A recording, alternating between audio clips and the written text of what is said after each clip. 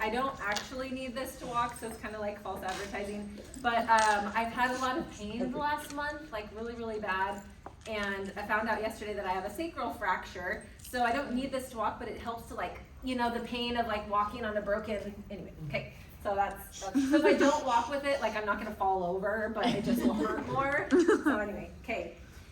Alrighty, well, so my name is Alyssa Lee, and that's why I have the Lee, a lovely spelled wrong. That's intentional.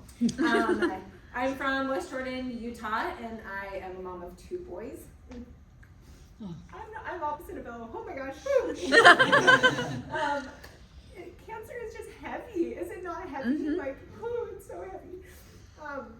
Okay, we all have like a wonderful story to share, and I'm so grateful, and I hope I get to interact with all of you and just hear your story and feel your strength, because you all have, like, the fact that you're here, oh my gosh, amazing. Okay, I will not do this the whole time, but this is a regular thing. Just like talk about cancer and boom, okay, so it's fine. Let's just make sure I can like see my notes. Oh, okay, you're so cute.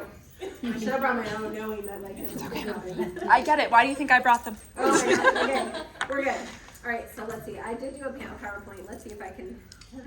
All right. So I am a nurse. I've always been in healthcare. I did like CNA to LPN to RN to BSN, and I never and ever thought I was going to be a patient, because I'm a nurse and I'm a caregiver. And so these are several photos. I'm still a nurse. I still currently work. I've done intensive care where people are on life support and they're trying to die and you're keeping them alive. So I've done that and helped a lot of people pass. I've done med surg. You can see this is one patient was on like all these drips. Currently I do informatics. Nursing's a wonderful role. I bring my computer all the times when I go for my treatments, and did I say I'm sacral? I'm sacral. And I'll just bring my computer and I can work remotely from Texas, from here, and anywhere. And so it's a wonderful field. But I still work full time, you know, even, and then have my second cancer full-time job. Last night I was in treatment till like 9 p.m. So it's, you know, it's busy on your schedule. Someone said that nurses are either the best patients or the worst patients. And so I'll let you decide which one maybe you think I am. But then let's see. So some hobbies. So obviously we're more than cancer. I know that sometimes it's, you know, we seem like we talk about that a lot, because, you know, every time you walk, your butt hurts or your head, you know, your neck, and you think about it all the time, right? Because you deal with those symptoms. So I always apologize to my family. I'm like, sorry, I talked about it a lot, but, you know, we are more than cancer. And I have a lot of hobbies and things that I enjoy. And God has blessed me to be able to enjoy all those hobbies, even still. Maybe in smaller and lesser degrees than, you know, like I want to do this and maybe I can do this, but that's okay. You know, we compromise and we're able to just, you know, still enjoy life. And I think that's like hopefully the theme that you take away is we can still have wonderful, lovely lives, right? Okay. This is my first time ever talking about cancer in like this format, so I didn't know I was gonna be so emotional. Okay, let's see. So that's some of my hobbies. I love the outdoors. Camping, I would do tent camping. I just had to get like a cot and more padding after cancer, you know, and maybe we'll get a camper, you know, one day someone just bought a camper, your parents. So I'm like nudging my husband, and he's like, well, we're towing the boat or the camper, and you know, the boat always wins, so. But I love the outdoors. I live in Utah. It's got mountains, which is the very opposite of the beaches here, but it's beautiful. So these are just like some canyons and hiking. I love health and fitness. Which kind of leads into the next one. So prior to my diagnosis in 2019, I was actually like a fitness instructor. I know, don't I look like a fitness instructor?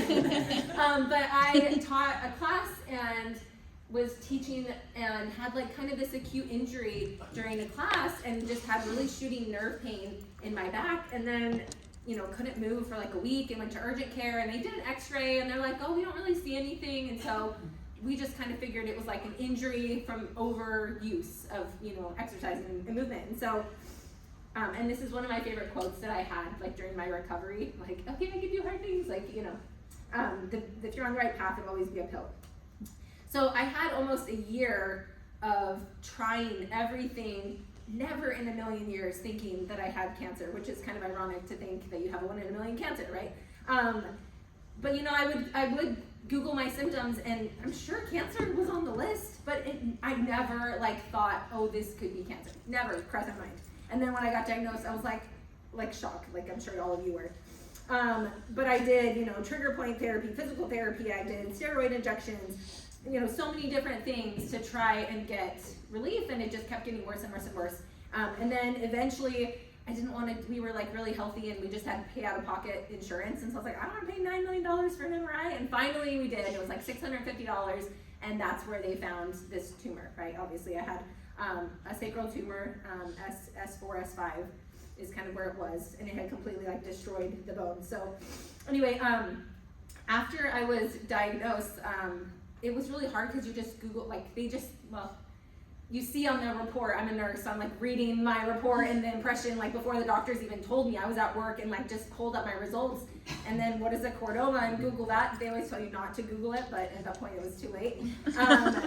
And so I was, dealing with this, oh my gosh, I could have cancer thing way before the doctors even talked to me about it. But anyway, the hard thing with, I think, chordoma is, and we've already kind of talked about this here, you Google chordoma and you're looking at the symptoms and it's like, headaches, dizziness, they're very different ends of the body that can have very different symptoms, right? Some can have like loss of bowel and bladder control, and some are like blurry vision, right? Like very different, symptoms. And so I think that's really hard, and I think something that will be interesting as we have all this technology to kind of address moving forward is how can we get people right into the thoracic, right into the clival, or the, the skull base, or the sacral. So for me, that was kind of tricky looking at things.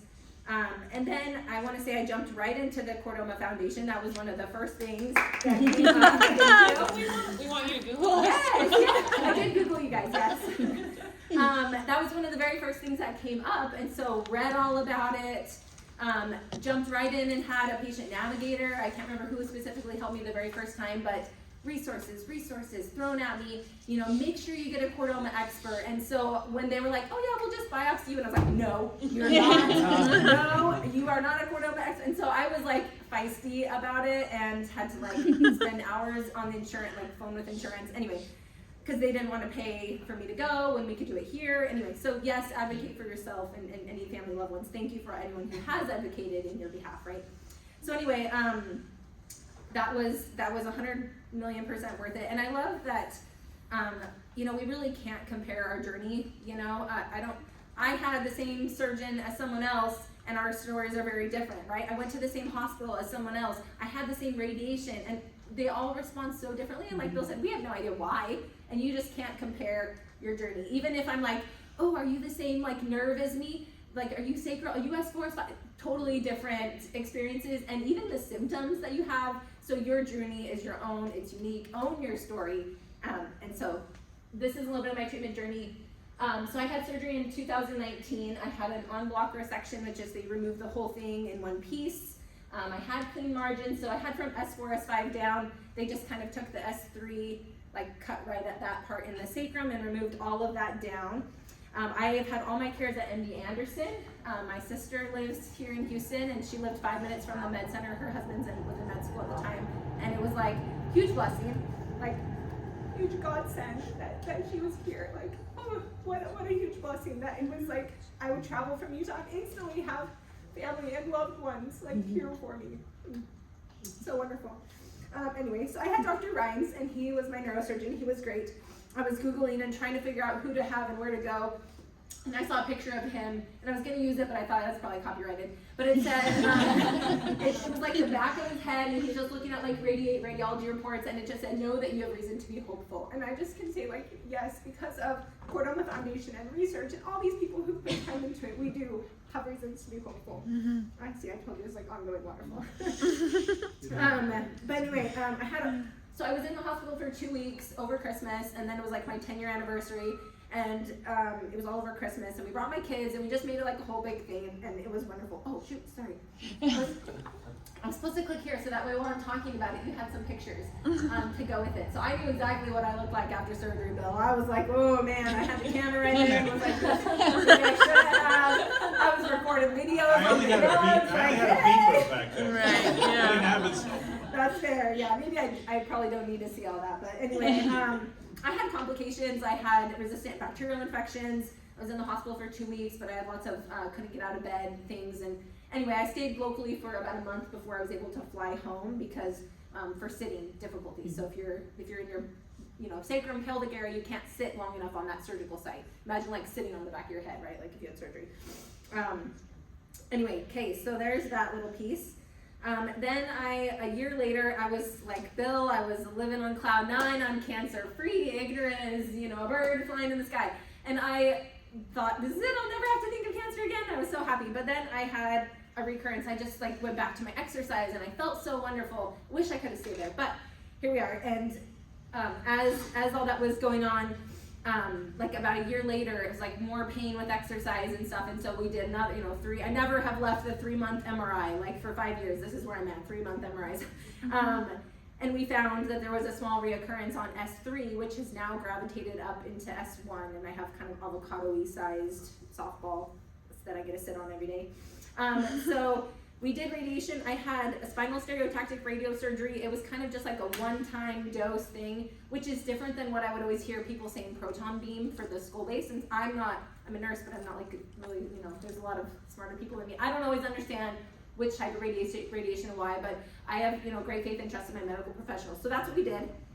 And I, did just one, main treatment, and I did not love it, but here we are. Went past that. Each phase has kind of been about a year. So that kind of kicked the can down. We monitored about a year of that, and then, one of the scans is like, oh, it's larger and now looks like has spread these little like satellite lesions. I like to say now I have 11 tumors in my pelvis, so I kind of joke about this like Chordoma confetti cannon that just like Chordoma all over. So then I went to systemic therapy, and I have again always come out here to MD Anderson. They've guided my treatment, and I have Dr. Ravi, who I see here, and he's was able to look at this trial called, well, it wasn't a trial, it's a FDA approved drug called Keytruda, which who you may all use at some point, but it's typically for lung cancer, but it's federally approved, and it just wasn't approved for Chordoma. And so they had a drug program, but I was able to have that treatment in my home state. It was a once a month, kind of infusion, just an IV infusion kind of thing for 30 minutes, really short and sweet. I loved it. It was too easy, which is why it didn't work, obviously. But it's an immunotherapy, so they have, it's a checkpoint inhibitor, so it just blocks proteins and stops and helps the immune system better identify cancer so that your body can attack it. So it's kind of like, here's the cancer, and then your body's like, rah, and can attack it, right? So that's kind of how it works. It's a type of monoclonal antibodies, if you've heard of that. So I did that for about a year. And then again, growth, and the next thing was we looked at further systemic therapy options because I'd had several lesions, and the kind of the radiation path of that would damage bowel, bladder, those sensitive things in that area for sacral. So we had to decide next steps, and we went with an EGFR inhibitor, which is an epidermal growth factor inhibitor. So I wrote my little note of what that means, but it just binds the growth factor and kind of basically blocks it from growing. So it just kind of hopefully would lead to cell death and tumor death. So it kind of like blocks it from being able to grow and like, kind of continue to leach off of your body. So that's what I'm currently on. That's a clinical trial, that's at MD Anderson, and I fly out here every 2 weeks from Utah to do that. And I did not want to be away from my family that much, and I was like, no, I don't want it. And I flew us to Boston and got a second opinion because I was like, surely there's got to be like this radiation and then done, like this is like an unending date. Like none of these are like stay on this until it stops working, which I've already almost been on it a year, which is crazy to think. So at the time I didn't know that it was the best option, but after we jumped into it, I found that I have cardiac mets and in my lungs. So I have heart and lungs that are presumably metastasized chordoma, which the systemic IV drugs can and should cover, right? So anyway, I have obviously opposite of Bill. I document like a million things, as you can see here. Managing side effects is the biggest thing, and the piece of this that's been the most help is honestly that we've had a financial, like a grant. So some donors through the Chordoma Faith Foundation, and there's a grant that helps with your travel expenses. Luckily my sister lives here because that's just like, it barely covers like my travel and like, lunch in the airport kind of a thing. Because it's expensive, and I try to book out my flights in advance, but I'm so grateful for that. And then of course it's a huge help that they pick me up from the airport, so I don't have to Uber, and I stay at their house, so I don't have to get a hotel, and like, those types of things are really helpful. Can I come stay with you? Yeah. I know, right? I'll be like Chordoma friends. Yeah, I know they're moving in a year because he's done with medical school, and I was like, We live in big city, that's fair. Okay, so let's see. Oh, and then the other thing is you saw the cute baby. So my other note was that I try to make my trips here every 2 weeks less about cancer, more about Auntie is here to visit, and I have 4 adorable nieces and nephews that I get to play with, and she's had this baby, and I was there like right after the birth, and so trying to make the most out of those cancer visits and journeys, right? Like try to find the what is it, the Silver lining. silver lining. Yeah. Thank you. Okay, so lots of pictures.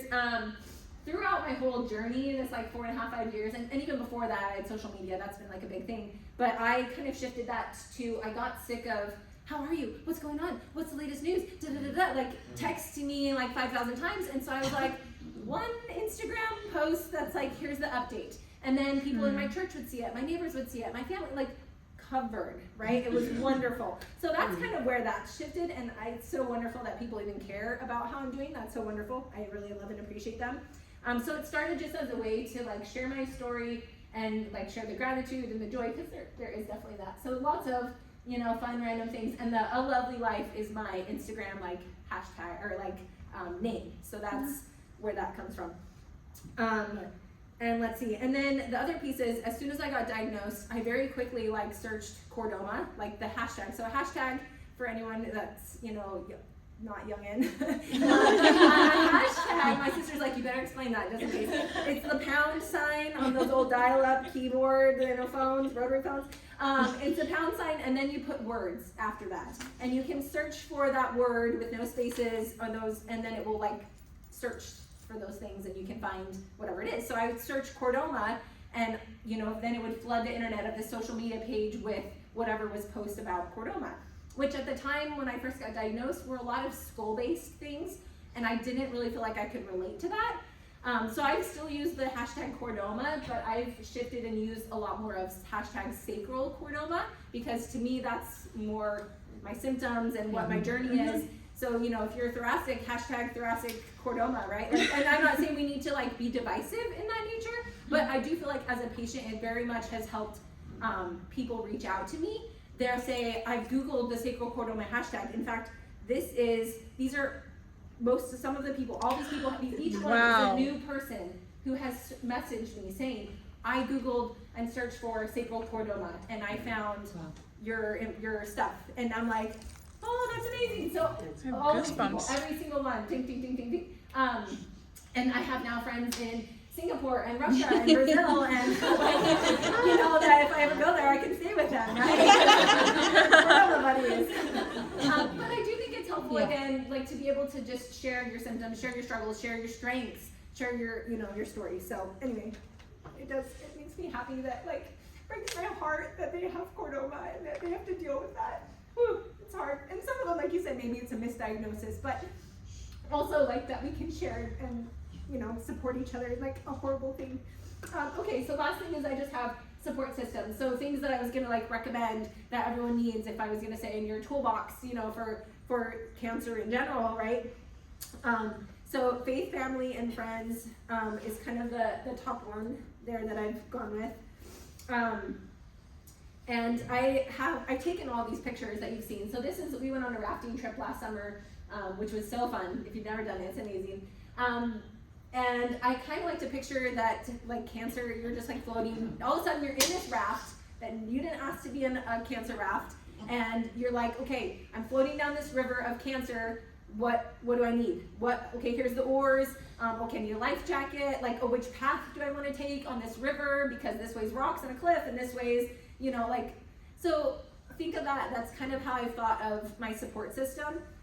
You want people who are going to help you navigate this river. And so these are the supports that I feel like help me to navigate this river of cancer, right?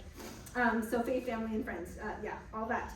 And another piece that's been helpful, and the reason, I wrote my little notes I should read, because as you're traveling, you need physical help when you're doing surgery and recovering from that. You need emotional support.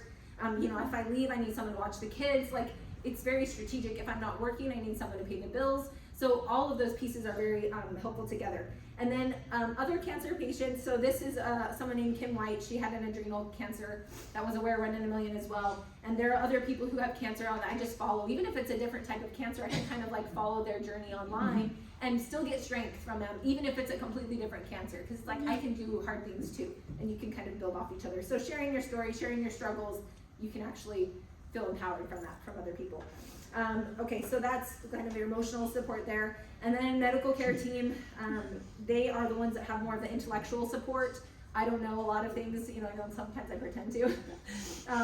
It's really helpful to have their knowledge and information, just being able to trust in your care team. And if you don't have that trust and that relationship with them, then it makes it really hard if you feel like they're not in your best interest or they don't want the same things as you. So having that, like, I completely trust you, but I'm also going to go to Boston and double check, you know, it's very helpful. And I guess I should also say, when I went to Boston, and I also had recontacted a patient navigator, they all said the same thing, which made me have peace moving forward. Because they all said a Chordoma-based clinical trial is your top thing. And that was from the patient navigators, from the, you know, Boston. So it was I love that it was the cohesive nature. And then after that would be, you know, it kind of, you know, from there. So I love that it was all the same. And then that's where it leads into the Chordoma Foundation as well as has been a huge support, especially in this journey, because they have those resources and can help connect you with all of that. So, there's a little time icon on there because they save me so much time having to research things. They're just like, here, and it's so helpful. So these are just a couple pictures that I've just taken in the last year. This is my last slide. I just said, your struggles do not define you, but they can refine you. And I might just read this kind of, but if I get emotional, it's fine. But I just want to thank you all for letting me share my cancer story. And this is like the story of our lives, right? There's no do-over. We can't skip chapters. Cancer comes in as this, like, trying to take over as the main character, and the story is about us. And so what I want to say is, like, it's your life. And there's a fun little quote, Bon Jovi, there's a song, it's like, I just want to live while I'm alive. It's my life, taking back that power from cancer and just being able to live your life how you want, sharing your story with people so that they can feel empowered.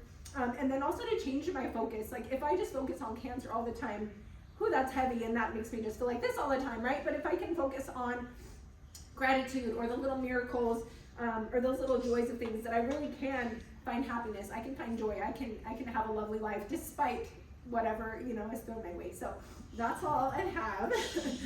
Thank you for your patience with me. But does anyone have any questions or anything? I have. Oh, go ahead. I was just gonna ask. After you finish and take questions, can I give you a hug? That was my question. This is like a thing. Great. It's fine. Yes, sir. Go ahead. Just real quick, you Yeah. mentioned advocacy. Yeah. Are there some